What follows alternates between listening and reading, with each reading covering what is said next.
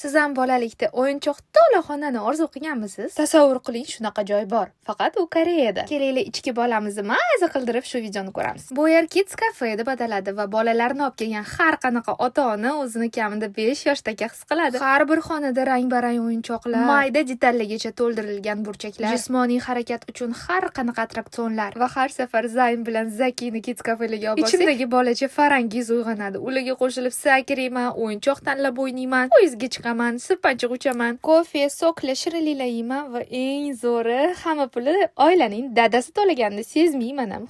Bolali paytimizdagi. Qizlar, hammamiz ham kecha kichkinagina qizaloq edik. Bugun esa to'polonchi o'g'il va qizlarning onasimiz. Siz bilan gaplashguncha o'ynatib, charchatib, uxlatib olib chiqib ham ketdik kafeshkadan. Xullas, bu 3 soatlik bayram bizga $40 tushdi. Menimcha 4 kishilik oila uchun va shuncha emotsiya uchun bu qimmatmasa?